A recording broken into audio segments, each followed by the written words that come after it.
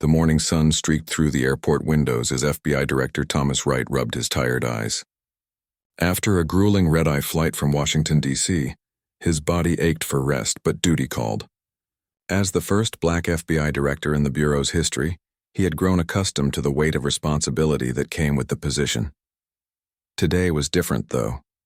No formal meetings, no security detail shadowing his every move. Just a man in jeans and a simple button-down shirt, waiting for his luggage like everyone else. He had insisted on traveling alone this time, needing space to clear his head after weeks of high-stakes national security briefings. Sometimes you just need to remember what normal feels like, he muttered to himself as he stood at the carousel, watching bags tumble down onto the conveyor belt. The regional airport hummed with the usual morning chaos, families wrangling children, business travelers glued to their phones, airline staff making announcements that most people ignored. Wright blended in perfectly. Just another traveler passing through. That's exactly how he wanted it, at least for these few hours before his driver would pick him up and reality would set back in. He spotted his plain black suitcase making its way around the carousel and stepped forward to grab it. The weight felt good in his hand, solid, real. Unlike the abstract threats and political minefields he navigated daily in Washington. Wright checked his watch. He had about 15 minutes before his assistant would start wondering why he hadn't called to confirm his arrival. He decided to grab a coffee first, something decent to wash away the taste of the bitter airplane brew. As he turned toward the small coffee kiosk, he noticed 2 airport police officers entering the baggage claim area.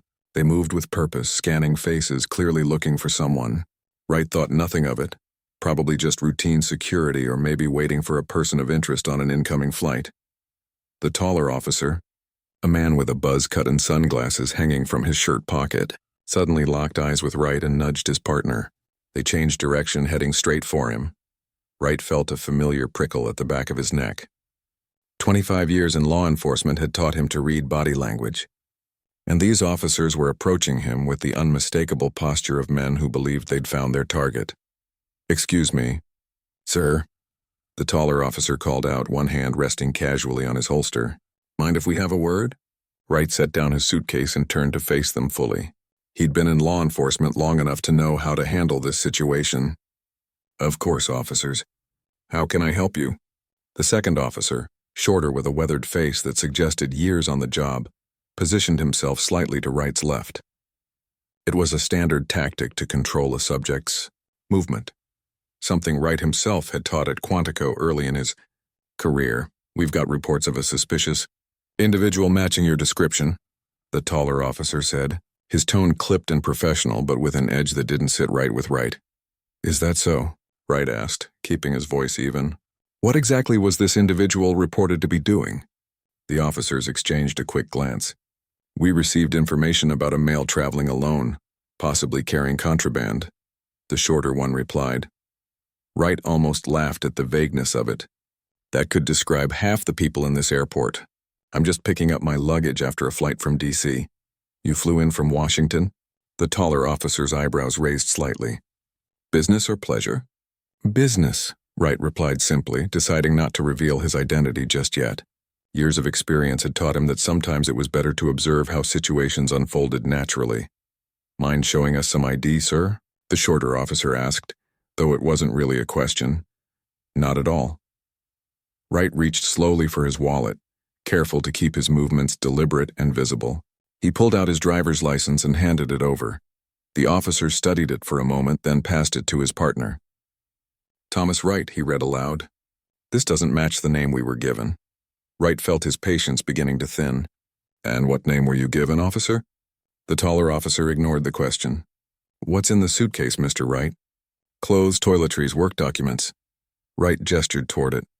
"Feel free to check if you'd like, though I'd appreciate knowing what exactly I'm being stopped for." "Just routine security, sir," the shorter officer replied, but his tone had hardened. "We take threats seriously at this airport." "As you should," Wright agreed. "But I'm curious what threat a man picking up his suitcase poses." The taller officer stepped closer. "Sir, your attitude isn't helping the situation. We're just doing our job." Wright took a deep breath. He'd been in this position before, though not since taking the director position. It was strange how quickly some officers forgot their training when they thought they had authority over someone. "I understand you're doing your job," Wright said calmly, "and I'm cooperating fully. But I'd like to know the specific reason I'm being questioned." A few travelers had slowed their pace, watching the interaction with curious glances. Wright noticed a woman with her phone half raised, as if considering whether to record the encounter. "We received a tip about someone matching your description, possibly trafficking illegal substances," the taller officer finally explained. Though the explanation felt hollow, Wright's phone buzzed in his pocket. His assistant, no doubt, wondering where he was. He made no move to check it. "Officers, I think there's been a misunderstanding," Wright said, deciding it was time to clear things up. "I'm the director of the Federal Bureau of Investigation. I've just flown in for a meeting with your regional field office later today." The officers stared at him for a beat. Then the shorter one let out a short, disbelieving laugh. "Right. And I'm the Secretary of Defense," he said with a smirk. "Look, buddy, if you're going to make up stories, at least make them believable." Wright blinked, genuinely surprised by their reaction. He reached into his jacket pocket and pulled out his FBI credentials, complete with the gold shield that identified him as the director. "Here are my credentials," he said, holding them out. "You can call the local FBI field office to confirm my identity. They're expecting me." The taller officer took the credentials, examining them with growing uncertainty. "These look real," he admitted, showing them to his partner. "They're good fakes, I'll give him that," the shorter officer replied, though doubt had crept into his voice. He took the credentials and turned them over in his hands. Wright's patience was running thin. "They're not fakes, officer. And while I understand you're doing your job, I need to get going. I have people waiting for me." The taller officer handed back Wright's credentials with noticeably less confidence than before. "We'll need to verify these, sir. If you could just come with us to the security office." "Well, that won't be necessary," Wright interrupted firmly. "Call your supervisor. Better yet, call the FBI field office. The number is on their website. They can confirm who I am." The officers hesitated, looking at each other. Around them, more travelers had slowed to watch the unfolding scene, creating a small audience for what was quickly becoming an embarrassing situation for the officers. Wright's phone buzzed again. This time he pulled it out and checked the screen. "That's my assistant. She's probably wondering why I haven't checked in yet." He looked up at the officers. "May I answer this?" The shorter officer nodded stiffly, and Wright took the call. "Yes, I've landed," he said into the phone. "I'm at baggage claim, having an interesting conversation with airport police who seem to think I'm trafficking contraband." He paused, listening. "Yes, that would be helpful. We're at Carousel 3. He ended the call and slipped the phone back into his pocket. "My assistant is contacting the local FBI office now. They'll be sending someone down to clear this up." The officers' postures had changed subtly, less confident, more uncertain. The taller one cleared his throat. "Sir, we're just following protocol based on information we received." Wright nodded. "I understand. But perhaps next time, you might want to verify your information before detaining the director of the FBI." As the words left his mouth, Wright noticed a flash of recognition in the eyes of a passing airport employee who had slowed to overhear the conversation. The young man did a double-take, staring at Wright with growing realization. The morning was about to get much more interesting for everyone involved. The young airport employee who had recognized Wright hurried away, phone already in hand. Wright noted this with a mix of relief and resignation. Word would spread quickly now. "Look, I don't know what game you're playing," the shorter officer said, his voice dropping to ensure other travelers couldn't hear. "But impersonating a federal officer is a serious offense." Wright stared at him, genuinely baffled by their continued disbelief despite his credentials. "I'm not impersonating anyone. I've shown you my identification. What more do you need?" "Real credentials," the taller officer replied flatly. "These look good, but we've seen better fakes." A small crowd had gathered at a distance, pretending to wait for luggage while watching the scene unfold. Wright was acutely aware of the optics. A black man being questioned by two white officers who seemed determined to find him guilty of something. "Officers," Wright said, his voice calm but carrying the authority that had helped him rise through the ranks of the FBI. "I understand you're doing your job, but at this point you're making a serious mistake that could have repercussions for your careers." The taller officer's face hardened. "Is that a threat?" It's a statement of fact, Wright replied evenly. I am who I say I am. In about 5 minutes, representatives from the local FBI field office will walk through those doors and confirm it. How do you want that scenario to play out? Instead of considering Wright's words, the shorter officer took a step closer. Sir, place your hands behind your back. Excuse me? Wright couldn't believe what he was hearing. You're being detained pending verification of your identity and an inspection of your luggage for contraband, the officer continued, pulling handcuffs from his belt.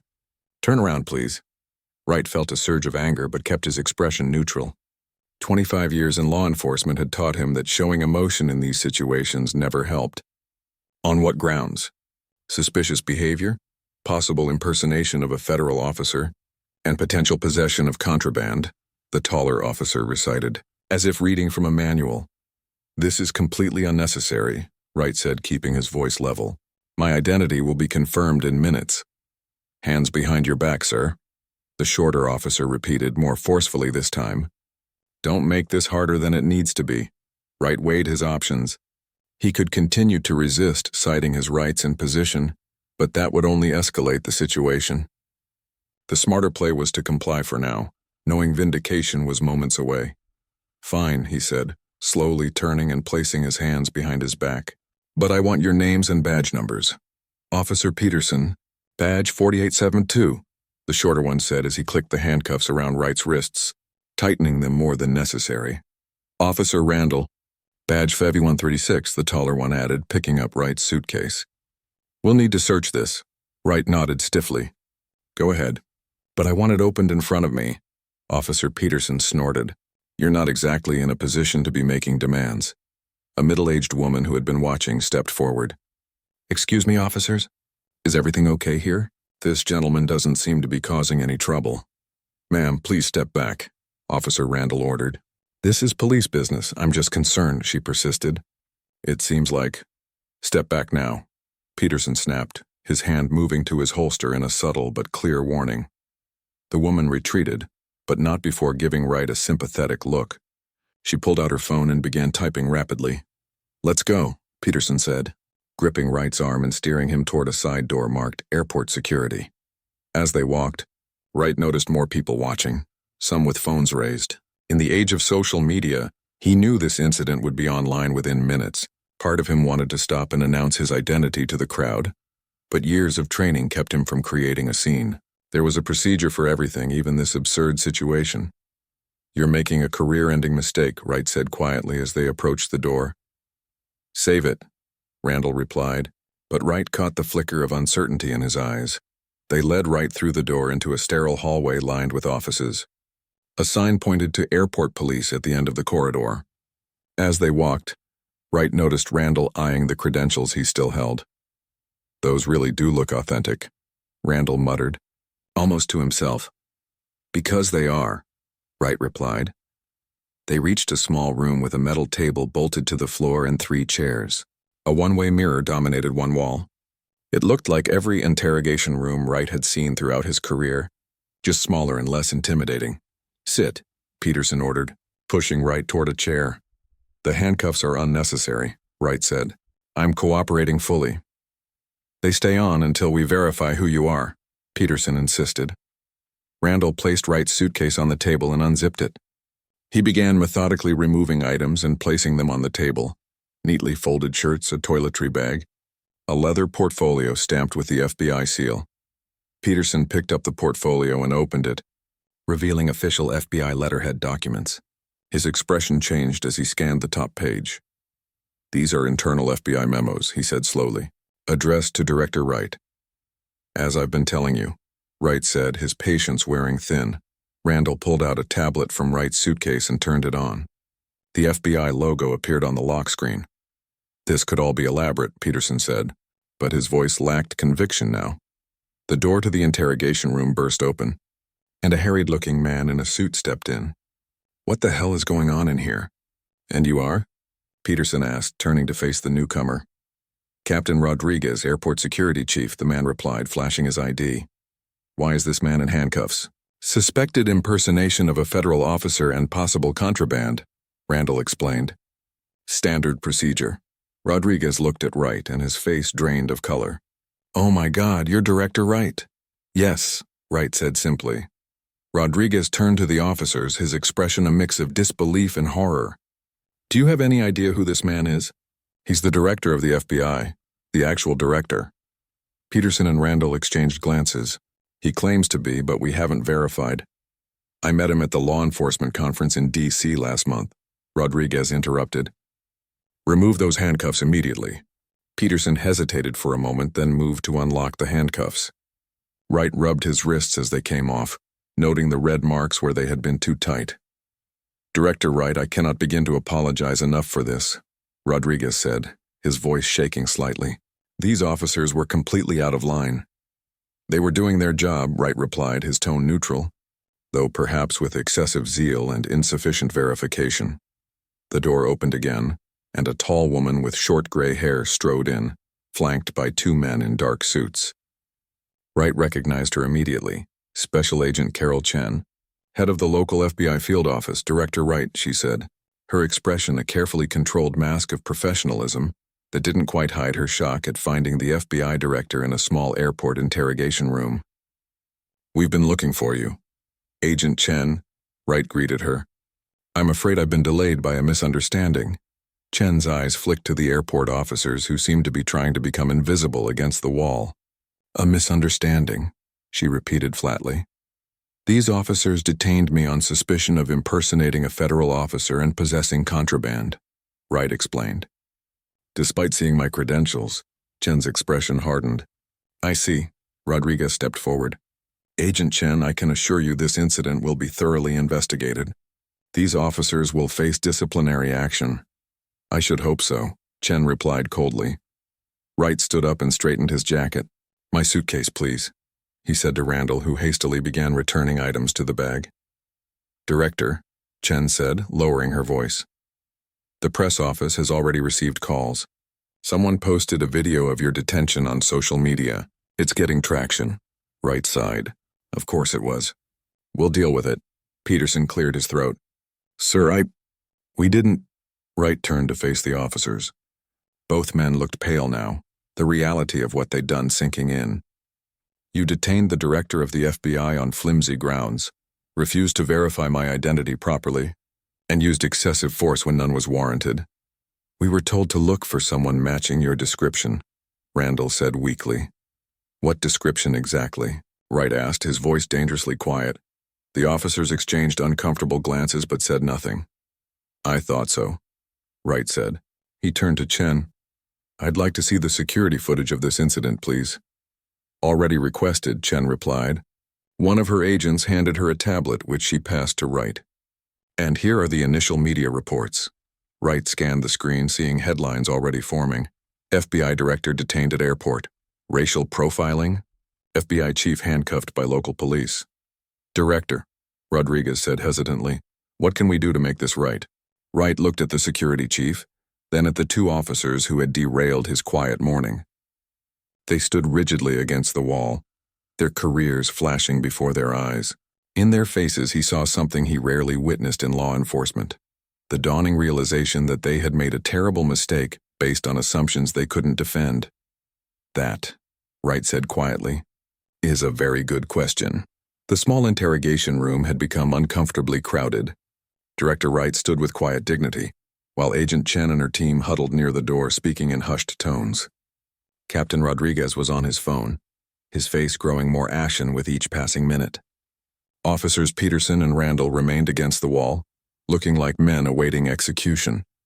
"The airport manager is on his way down," Rodriguez announced, pocketing his phone. "And the chief of police has been notified." Wright nodded, checking his watch. What should have been a quiet morning had turned into a full-blown crisis. He looked at the officers who had detained him. They avoided his gaze, staring at the floor like scolded children. "I'd like to speak with Officers Peterson and Randall alone," Wright said suddenly. Agent Chen looked surprised. "Director, are you sure that's wise?"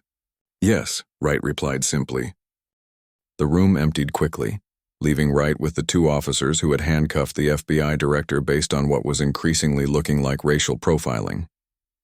The door closed with a soft click that seemed to echo in the tense silence. Wright took a seat at the table and gestured for the officers to sit across from him. After a moment's hesitation, they complied, their movements stiff with anxiety. "Tell me about the tip you received," Wright said, his voice calm and measured. "The exact words, please." Officer Peterson cleared his throat. "We were told to watch for a suspicious individual arriving on the morning flight from D.C. "That's it?" Wright asked. "Just suspicious individual?" The officers exchanged glances. Randall spoke up, his voice barely above a whisper. "The dispatcher said to look for a tall black male in casual clothes who might be carrying contraband." "I see," Wright said, letting the words hang in the air. "And based on that vague description, you decided I was your suspect." "Sir, we were just following," Peterson began.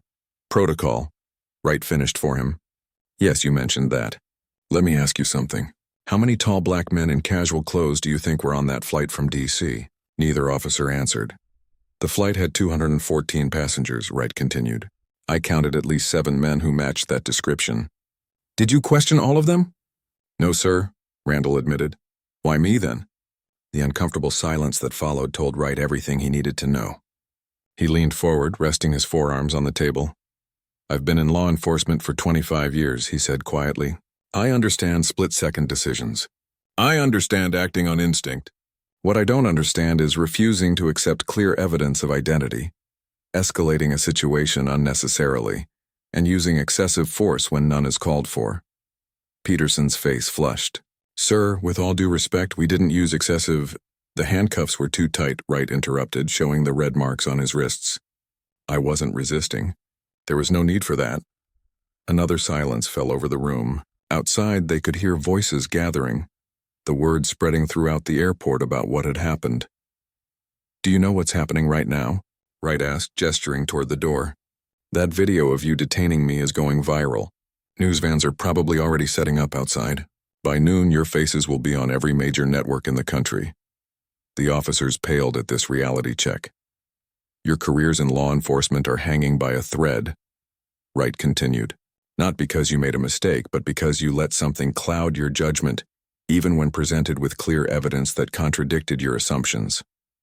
The door opened, and a stern-looking man in his 60s entered, followed by Rodriguez. "Director Wright," the newcomer said, extending his hand. "I'm Chief Barnes of the Airport Police. I cannot begin to express my apologies for this incident."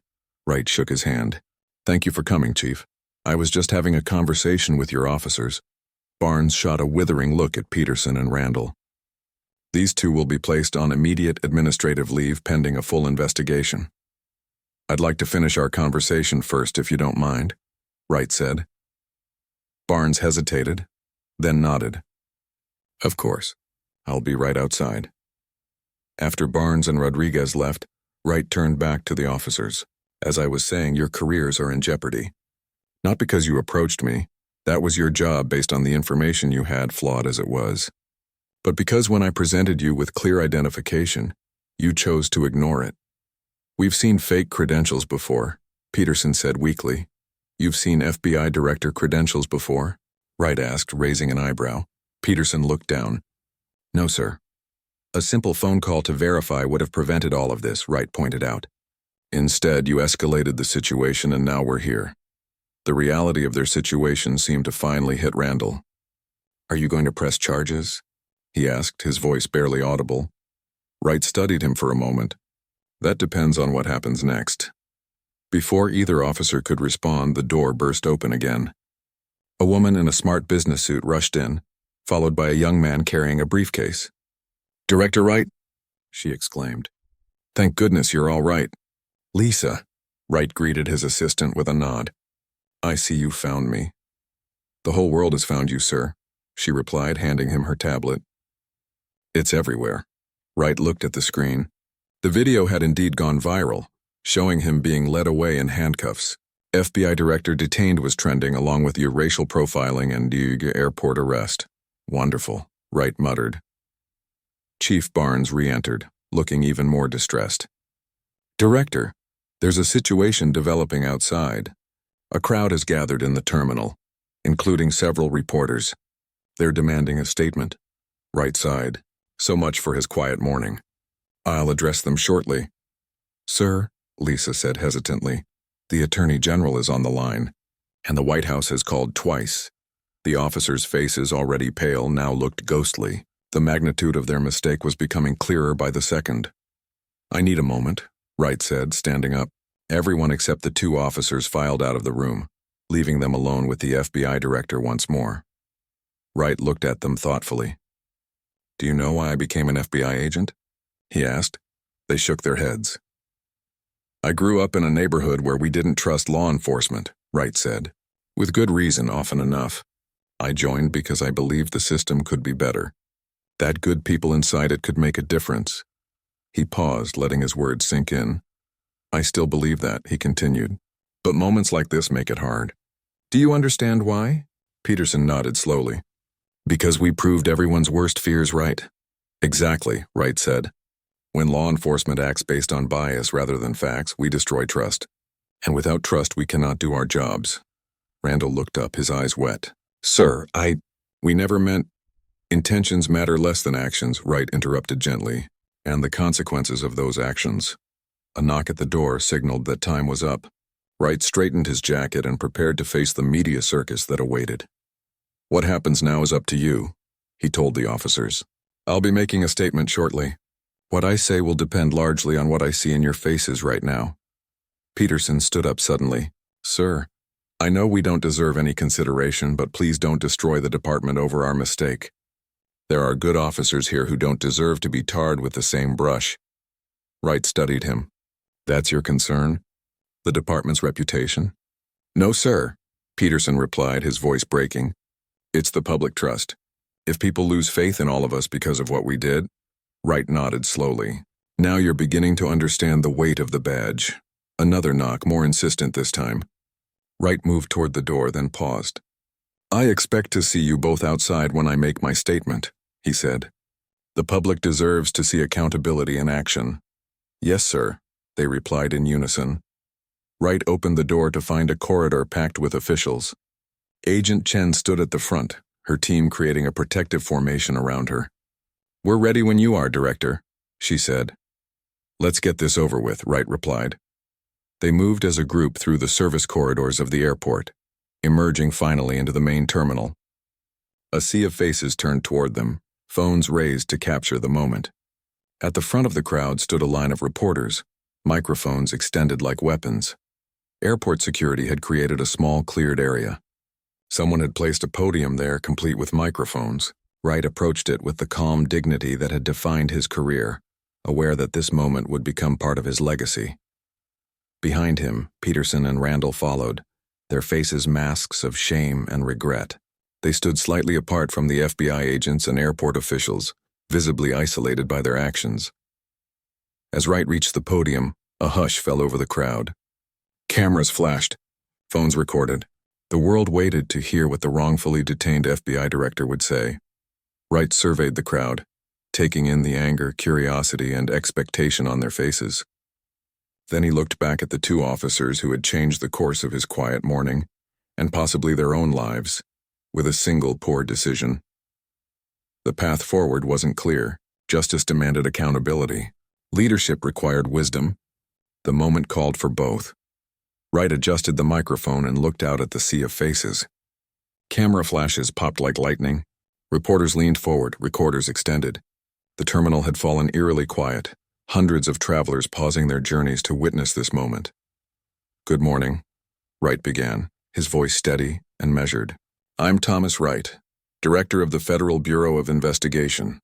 What happened here today represents a failure, not just of protocol, but of the fundamental principles that should guide all law enforcement." He paused, letting his words sink in. From the corner of his eye, he could see Officers Peterson and Randall standing rigidly, their faces frozen masks of dread. "This morning, I arrived on a flight from Washington, D.C., traveling in plain clothes without my security detail. I was approached by airport officers who were acting on what they described as a tip about a suspicious individual. Despite presenting my credentials and identification, I was detained, handcuffed, and questioned.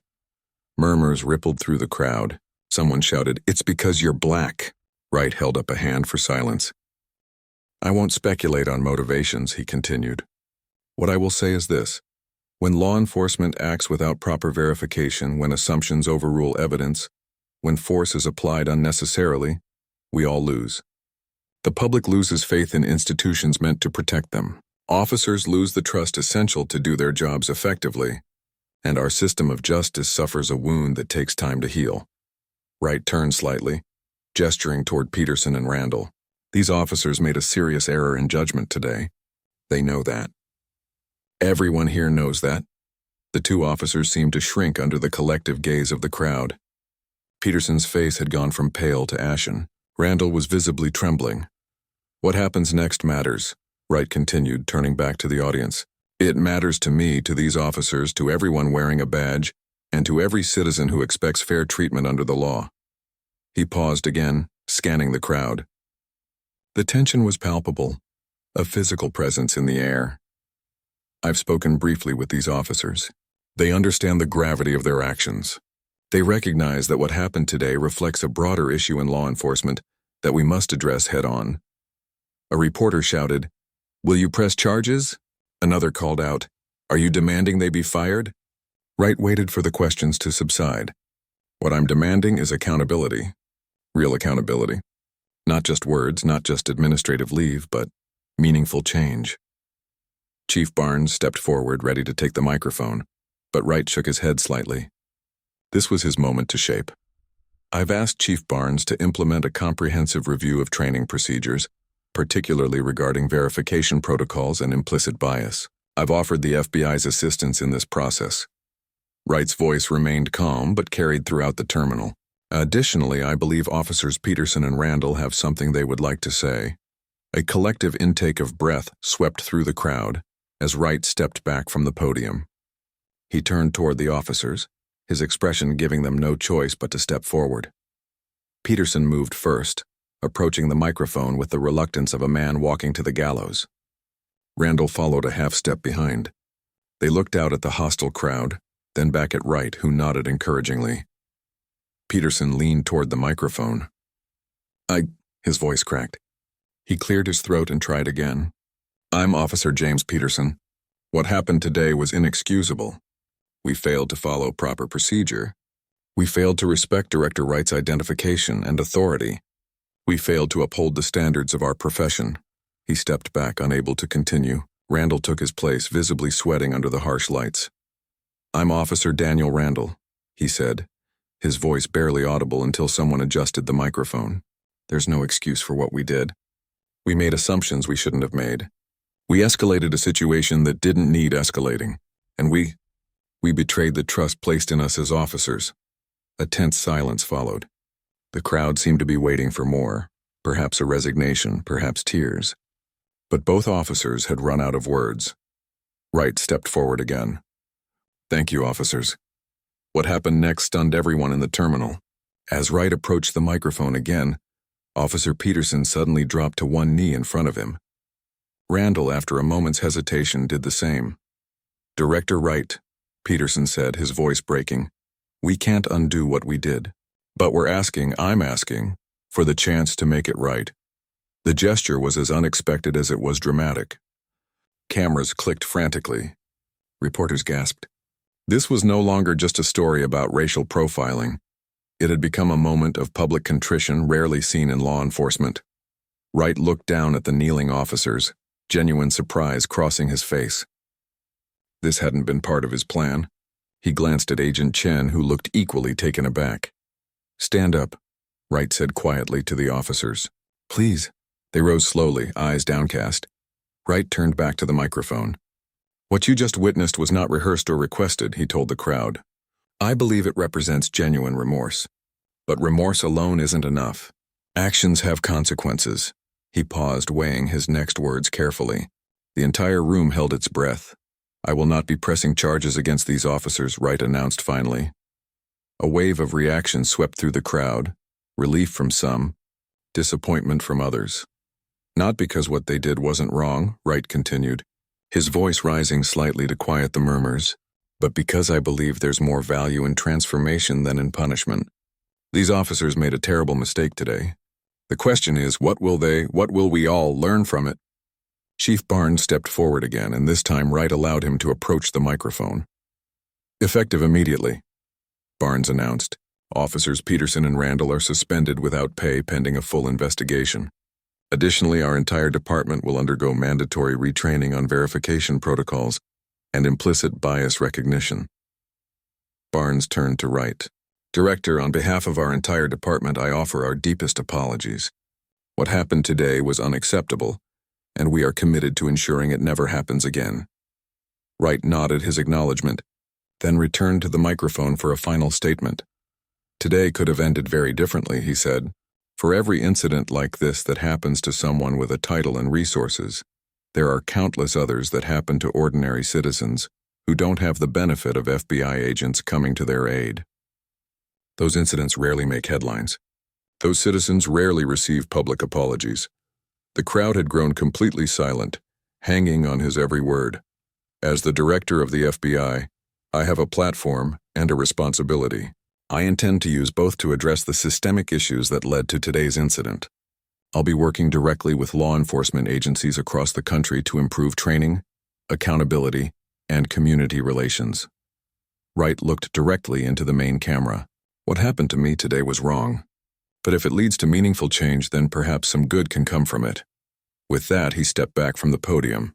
The press erupted with questions, but Wright ignored them, turning instead to Agent Chen. "Let's go," he said quietly. "I've had enough cameras for one day."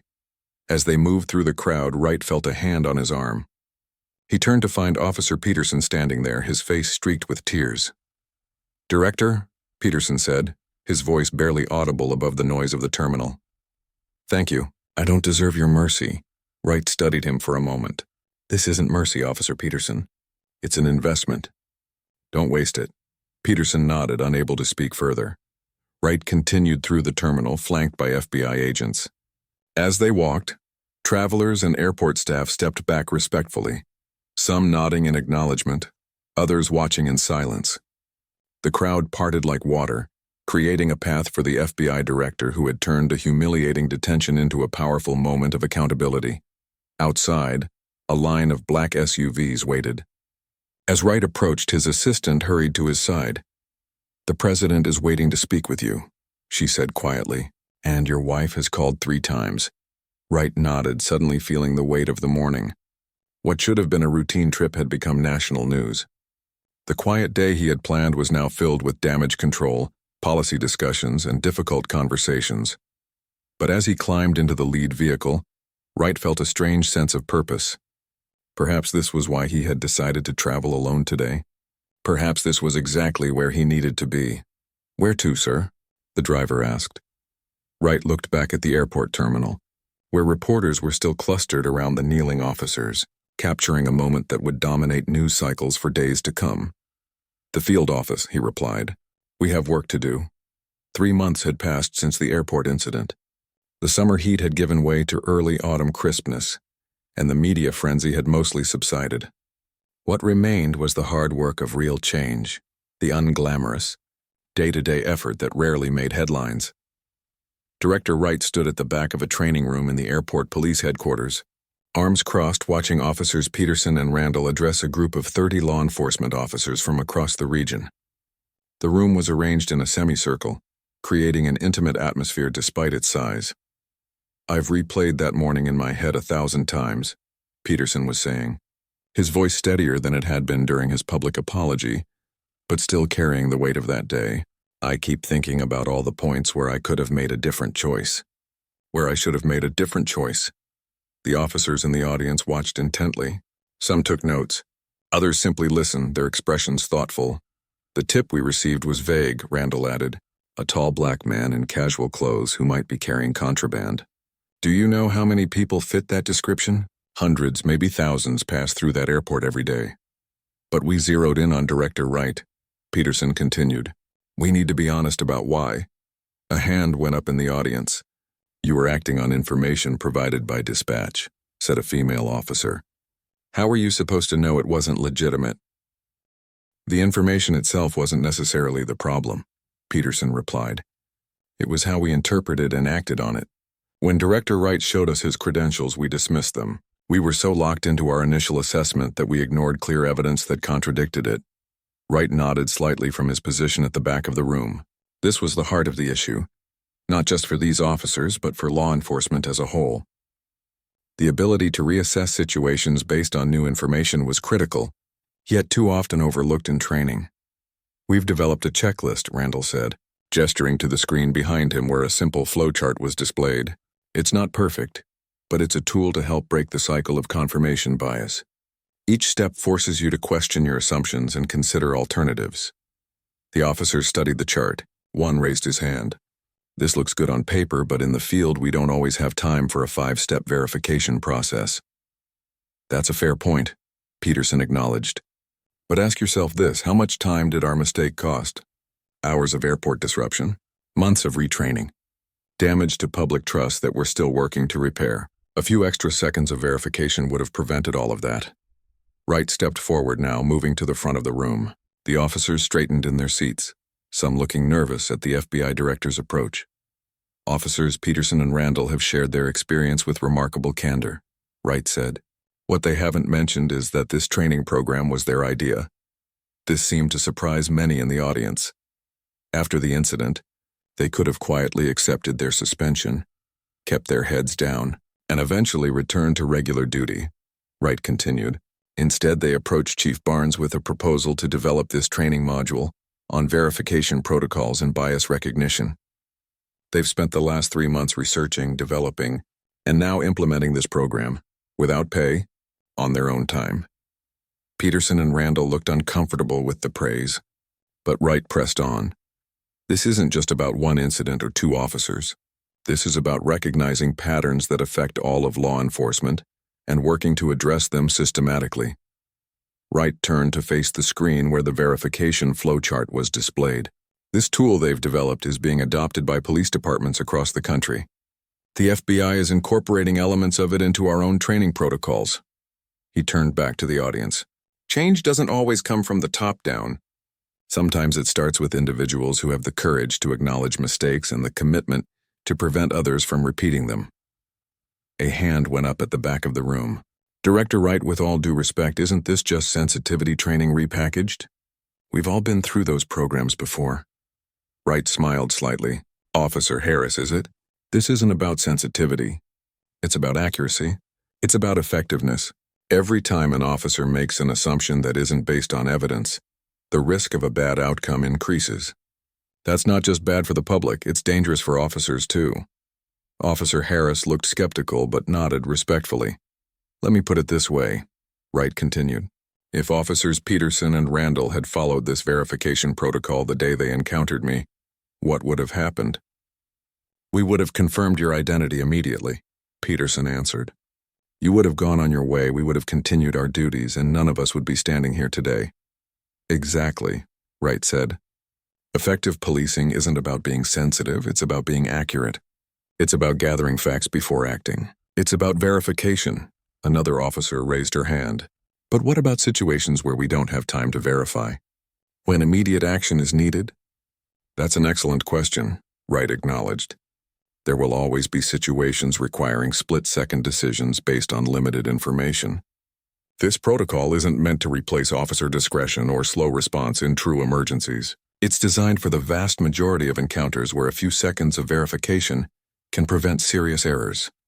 Peterson stepped forward. Maybe I can address this from our experience. When we approached Director Wright, there was no immediate threat. No weapon was visible. No crime was in progress. We had time to verify his identity properly. We chose not to. The room fell silent as this point sank in.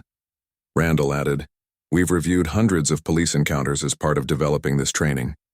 What we found was that in most cases, not all but most, officers had time to verify information but skipped that step, often with serious consequences.